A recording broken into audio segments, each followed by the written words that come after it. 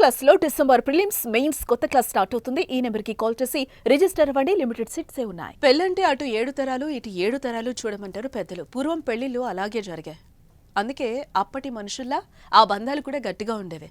కానీ ఇప్పుడు పెళ్లిల తీరు, మనుషుల తీరుతెన్నులు వేరు. ఉదయం చూసి మధ్యాహ్నం మాట్లాడి 3 రోజుల్లో 3 ముళ్ళు వేసే పరిస్థితి వచ్చింది. ఒకరి గురించి ఒకరు పూర్తిగా తెలుసుకోకుండా చేసుకునే తొందరపాటు పెళ్లిళ్లు పెటాకులవుతున్నాయి. మోసాలకు కూడా కీర్ ఆఫ్ అడ్రస్గా అవుతున్నాయి. డబ్బు కోసం పెళ్లి నాటకం ఆడి నిండా ముంచేస్తున్నారు కొందరు కేటుగాళ్లు.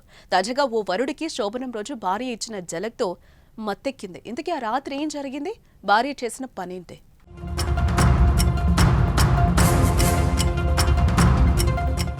శోభనం అనేది ప్రతి ఒక్కరికి తమ జీవితంలో మర్చిపోలేని మధురమైన జ్ఞాపకం అవుతుంది. కానీ ఆ రోజే భర్తకు భార్య నుంచి ఊహించని షాక్ తగిలింది.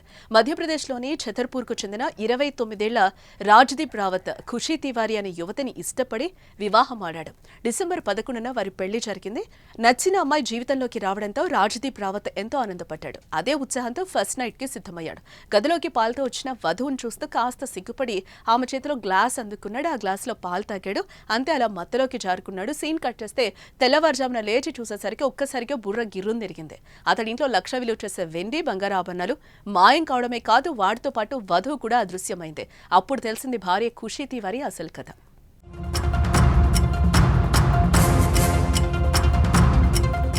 కేవలం డబ్బు కోసమే పెళ్లాడి మత్తుమందు కలిపిన పాలను తనకు తాగించే ఎస్కేప్ అయిందని గ్రహించాడు. వెంటనే పరిగెత్తుకుంటూ వెళ్లి పోలీసులను ఆశ్రయించి జరిగిన విషయంపై ఫిర్యాదు చేశాడు. అయితే సదరు మహిళకు అంతకుముందే 2 సార్లు పెళ్లిళ్లు జరిగాయని, ఈజీ మనీ కోసం ఆశపడి ఇలా నిత్య పెళ్లి కూతురి అవతారం ఎత్తిందని స్థానికులు చెప్పడంతో అవాక్కయ్యారు. వధువు, ఆమె సోదరుడి స్నేహితుడితో సహా 4గురిపై కేసు నమోదు చేసి వారి కోసం పోలీసులు గాలిస్తున్నారు.